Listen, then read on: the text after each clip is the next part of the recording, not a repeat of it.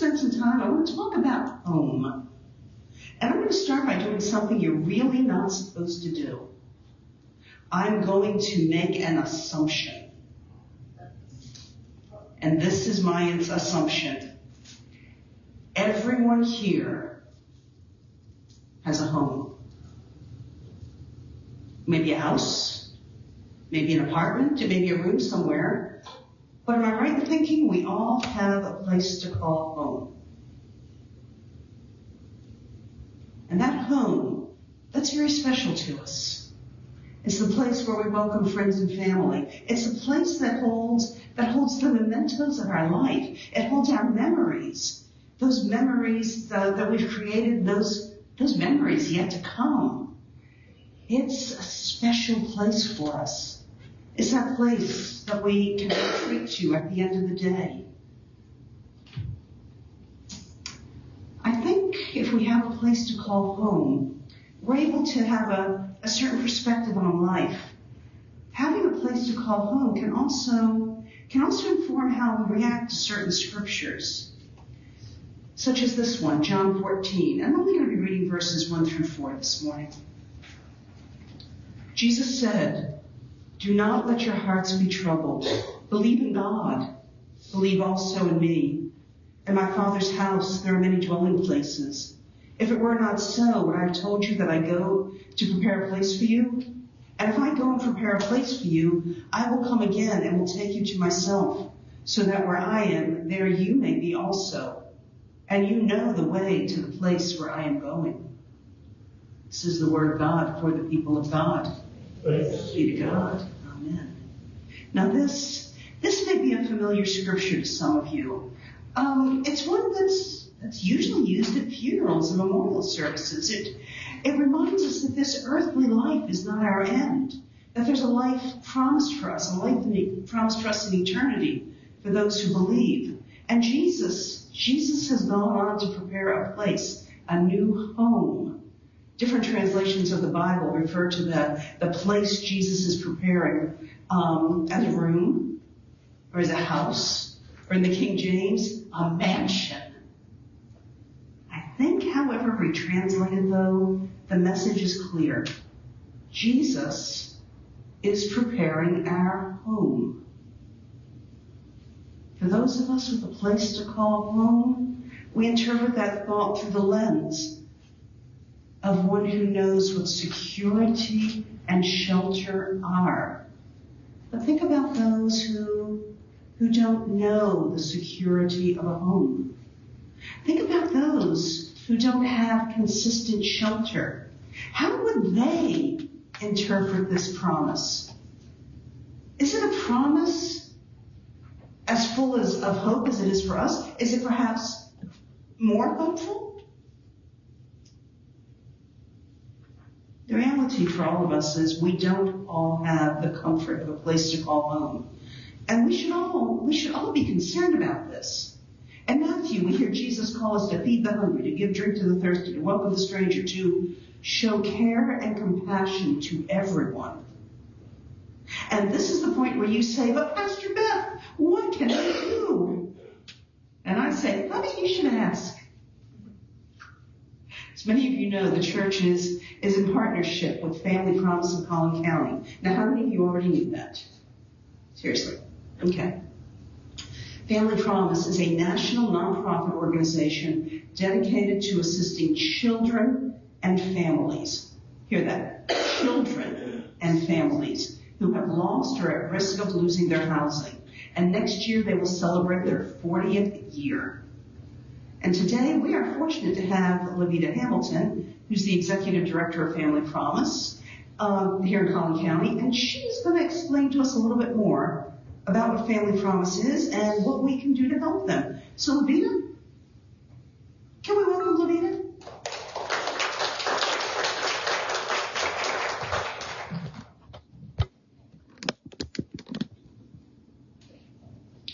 Good morning. Good morning, and thank you so much for being here with us. Thank you for having me. I do appreciate it.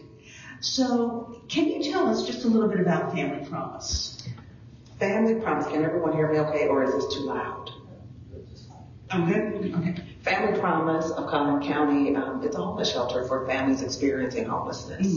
What we do is we actually provide housing for individuals who have been evicted, living in their car, living in parks, or in the process of living with another family. Okay. And this started 40 years ago, did I read it right, in Ohio? In New Jersey. Okay. Yes. Karen, I can't remember her last, Parsons, I believe is her last name. She's the founder. And what happened, one day she was on her way to a meeting and she walked past the individual that was homeless and asked this individual if they needed a sandwich. So she ended up buying a meal for that. And from that point on, with a group of ladies that she knew within a church, they started providing meals for individuals that were homeless. And from there, Family Promise was born. Okay. How did it come down here to Collin County? So Gary Rodenbaugh and a couple of other church members from Forest Grove Church actually put Family Promise in place and started getting the ball rolling with everything. So it was a process, founded in 2011 here in Collin County, but we actually didn't start serving families until about 2013 or 2014. It was a process. At the very beginning, what happened was we had to find some place to house families, and that means we had to find places for families to sleep. So about 15 churches, they gathered and met, and it took a while because they had to go through the process of getting authorization from Collin County to actually serve these families. And so 15 churches hosted families. Every week, a family would rotate from one church to another where they would receive meals, fellowship, help with homework, and then the next day they would have to leave the church by 7 a.m. where they would leave with already having breakfast and then lunch packed for the day. Okay, wonderful. Now I know we've been in partnership with y'all since before pandemic. Do you remember when it started here? 2011. It was 11? Okay, so I did not realize we were part of the founding crew. Well done, you. Okay, as we talk about homelessness here in Collin County, what's the rate of it, if you will? How prevalent of an issue is it? In 2024, Collin County had 3,718 individuals that were noticed and counted as homeless. Okay, that's a lot. Those are families, those are children. A lot of those numbers come from within the school district as well. Okay, what's currently driving this crisis? What is causing people to experience homelessness? Right now, I will start first with crisis. There's always a crisis that may arise within a family and they can't afford the rent, or they have to now find out, am I going to make this car payment or am I going to pay my rent? Am I going to buy food for my family or am I going to pay rent? And sometimes individuals go for the latter. They go for the car payment. They go for the food and they don't realize how important paying your rent or mortgage is first. They don't understand or don't realize that it's okay to have a house with lights off until you can get that next paycheck to get those lights turned back on. It's okay to pay your rent and go to a food pantry if you cannot, afford to buy food for your family. So we're going to start with the crisis, and then we're going to go to high prices. Right now, individuals are living in an apartment complex. What's happening is every year, the rent goes up. Every single year, there's some kind of utility fee, a maintenance fee, or any type of fee that's going to drive that rent. So with that, with minimum wage being as low as it is right now, and a lot of individuals are not getting raises on their jobs, they can't afford the whole picture. They can't afford rent, car payment, utilities, children's soccer, anything that your child has as far as an activity is concerned. So those are a lot of things that are driving homelessness right now. And like I said, the cost of a lot of things going up is what we see. Families can't afford a lot of the things that they have to pay right now. I'm guessing in Collin County it's very important to have that card because we're not known for mass transit or walkability. Yes. So if you want to get anywhere, you need that You have card. to have a vehicle. Okay. So talk a little bit about what you guys do. How do you provide care? And then who's eligible for assistance? Who do you provide care to? So we provide care to families any demographic. It can be mom and dad. It can be single mom. It can be single dad. It can be grandma and children. It can be mom and mom. It can be dad and dad. Anyone who presents as a family with a child 18 years of age and younger. Now, if they have older children, one good thing about Family Promise of Collin County, we do not separate the family. There's a lot of homeless shelters in the area that will separate that 24-year-old son from the family, or even separate dad from the family because of the living situations that they have at the shelter. They have to have a car, because if they don't have a car, they cannot go look for a job. If they don't have a car, they can't drive from the shelter over to the day center on a daily basis to look for a job and have case management meetings. Okay. So it sounds like a lot, but really they just need the essentials to get started before they can get the house. Yes. Okay. And if I'm hearing it right, a child has to be in the picture. Yes, we have to have a child 18 years of age and younger. Okay. So can you share with us, for people who don't know, what are we currently doing? I mean, what's going on? Where am I directionally? Back that way? In the parsonage over there. So what we have going over in the parsonage, honestly, Pastor Beth, is a safe space. Individuals are sleeping at another parsonage in Saxe.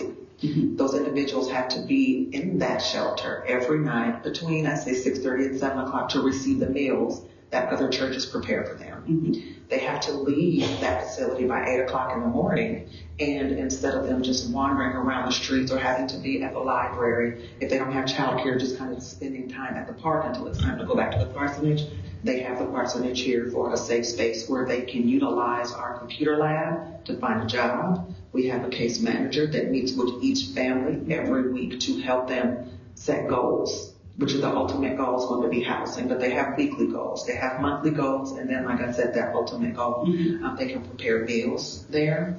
And then they can also, like I said, have that safe space to take care of their children during the day until they can kind of get themselves prepared to move forward to the next step in life and within the program. Okay. And if I remember from when I was walking through, there's the computer area. Mm-hmm. There's a nice, comfortable living room. Mm-hmm. There's a beautiful playroom. Mm-hmm. Mm-hmm. Yes. Kitchen, dining room table. I mean, it is home. It's home. It is home for a lot of these families. And I want them to be comfortable while they're there. Mm-hmm. Sometimes I'll walk in and everyone kind of stiffens up because they may be on their phone playing a game or something. No, that's okay. Because what I tell all families coming into the program, this is the most comfortable program that you will experience. Mm-hmm. Because I want everyone to feel, honestly comfortable. I don't, there's no strict rules to where you have to. There's things that families have to do coming into the program, but as long as they're taking care of your budget classes, which are mandatory, your counseling, which is mandatory, and looking for a job, which is mandatory, then this is a place of peace and safety for you until we can get you housed. Mm-hmm. Can you tell us how many families are currently using our parsonage right now? Right now we have 3 families in program, so we only serve 3 families at a time. Oh, okay. And since the month of December, we have consistently been full. It's not a good thing, but it is a good thing because we are helping families. Mm-hmm. But on the flip side of that, we do have way more individuals that are homeless because we actually have a wait list. Okay. So we're currently providing the space. Yes. What else can we do? What's available for this congregation to actually do? Maybe just small steps. I would say, so there's a lot that we do for families on a weekly basis. Every family coming into the program for the first 30 days, we give them $150 in Walmart cards and $25 in gas cards. This is so the family can come in and kind of have that moment where they don't have to worry about anything. We can always use gift cards and gas card donations. We also provide families with all of the essential needs: toothpaste, combs, brushes, body care, shampoo, face soap, laundry detergent, paper towels, toilet paper. We can always use donations of that. Mm-hmm. We do, since the families are over at the parsonage on Saturday and Sunday and throughout the week, meals are always a good option. And I'm never going to turn down monetary donations because that actually helps us keep programs running. Okay. So what I'm hearing is gift cards, money, food, and supplies. And supplies. What about if I have somebody here who loves working with children and is a great tutor? Is that something that I always encourage tutoring. Okay. And right now we're looking for mentors and someone to teach a parenting class. Okay. Parenting class, we had parenting classes before, and the young lady that actually taught the parenting classes just took a break. I made that mandatory. I'm a grandmother, and I could still use parenting classes. I think anyone who's a parent can still use a parenting class. But with the families coming in the program, there's so many different things that I see from the mental health side and then just from the parenting side where they could use just that little bit of help, just learning something different about the parenting aspect of life. And as I said earlier, all these gentlemen, they're fathers of some regard. Oh, yeah.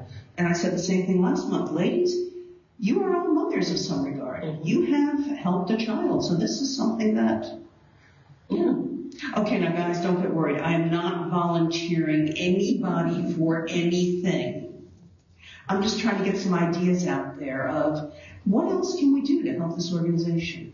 To help, these are now our neighbors, and pretty sure somebody wiser than I said we should love our neighbors. Yes. Just a little bit wiser. Just a little bit. Pretty sure though he didn't go to seminary. I don't think so. Now there is one thing that we can do that you did not mention. We can include family promise in our daily prayers. Yes. Yes, you can. And that's something we can all do. Yes. Is to pray for not just the program, but to pray for the families. Yes. Because this is difficult. It is. It's a heavy situation for the families. You would never really tell, just kind of looking. I know sometimes you have different activities going on during the week, and you may just see the family, and they may look okay, but these families are not okay because they are homeless. Yeah. That's a heavy word, homelessness. Right now they're housed, but they don't have a home, which is really important for anyone. Yeah. As an itinerant pastor, I've had a few in the last 20 years.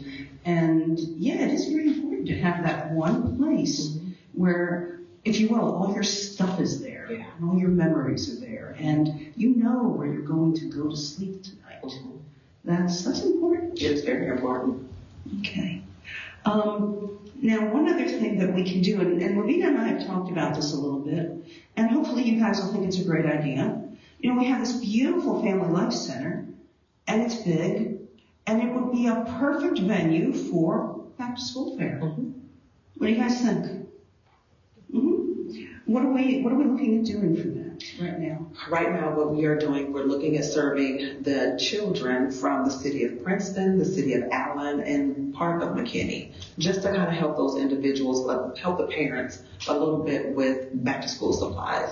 Maybe some haircuts, possibly those dental appointments that they need, and the immunizations that they probably need. So right now we're just kind of putting together some information, or I'm gathering information to see who could be available to come out and kind of serve those individuals who are needing that little bit of extra help on back to school this school year. Okay. And just be clear, I did not volunteer us to provide mass quantities of stuff. But I will have. I volunteered the space. She's going to ask for donations. And more information to come. Yes. Okay. Now I'm going to do something, and I didn't say I was going to do this earlier, but I hope you don't mind. Do any of you have questions for LaVeeta? Is there anything you want to know either about Family Promise or about what's going on with homelessness in Collin County? If we were to bring supplies, where should we bring them? Here to the church or to the... It would be to the church. Don't do anything yet. Oh, supplies for them now, bring them to the church. When we get to the fair time, that'll be in our newsletter. Yeah. But if you're interested in bringing supplies, just bring them up to the office, and we will make sure they get to the right place. Cheryl, can we put something in the newsletter this coming week? A list of suggested supplies? Yes. So guys, check your newsletter for what they need. Anyone else?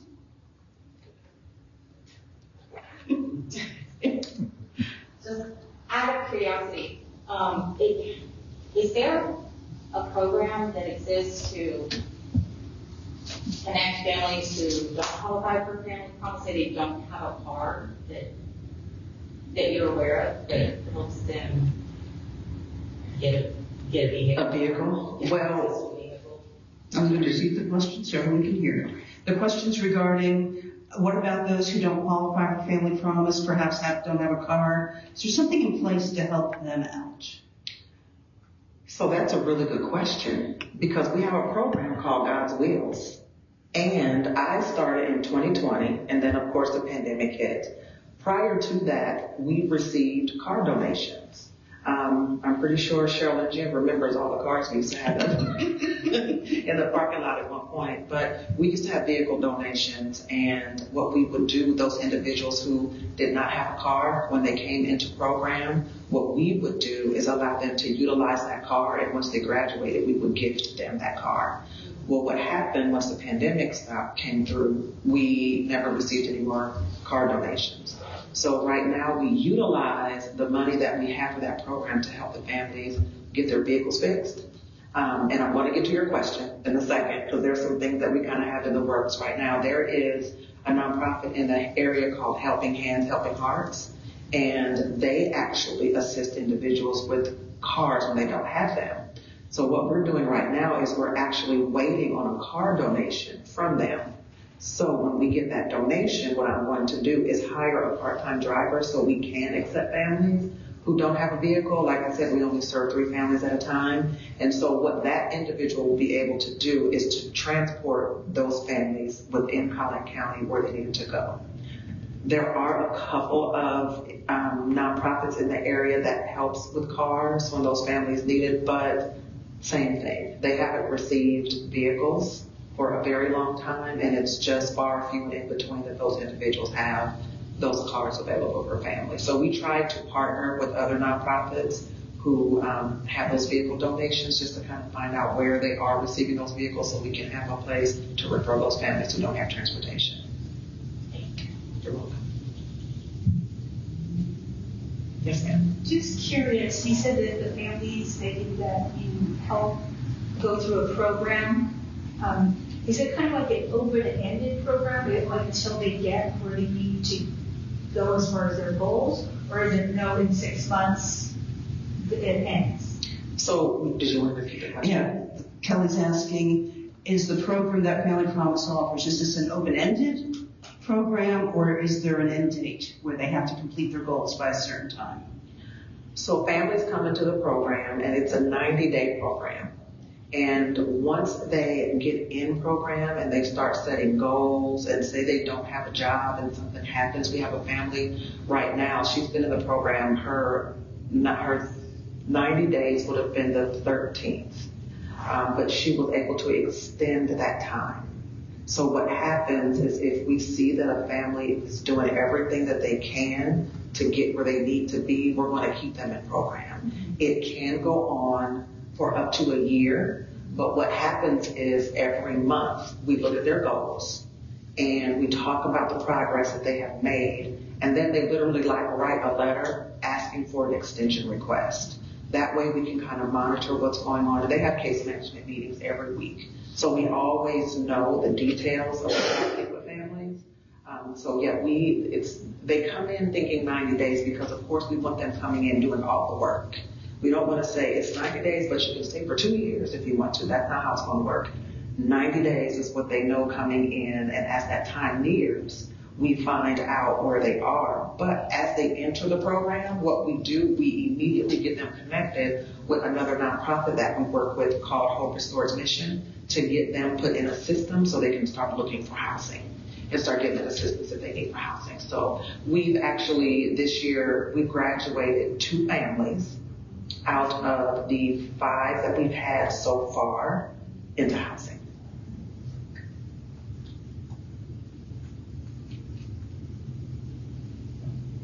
Anyone else? LaVeeta, I am so glad you were able to be with us this morning. Thank you for having me. And, I just want to repeat the scripture we heard from Matthew 25. Jesus says, I was hungry and you gave me food. I was thirsty and you gave me drink. I was a stranger and you welcomed me. These words are still true for us today. We are able to provide food. We're able to provide drink. We're able to welcome the stranger. We are able to provide care and compassion the way Christ has told us to as we continue to support Family Promise. Again, I didn't volunteer you guys for anything. I will not say no if you want to volunteer for something, however, because this is important. This is, in the world we live in, I know many of us would think that will never be me, but it could be. Life happens, and we need to do what we can. Share from our bounty. So again, thank you very much. Thank you for having me. And I'm going to ask that we spend a few moments in prayer. Do you mind saying? Loving God, we do give you thanks this day for all you have blessed us with, for this day, for this time of fellowship, for this opportunity to hear about this very valuable program, this way that we can be your hands and feet in this world in a very real way. So we give you thanks. And we ask you to continue to bless Family Promise, to continue to bless the work that they do and the families that come through. May they feel your love. May they understand who you are.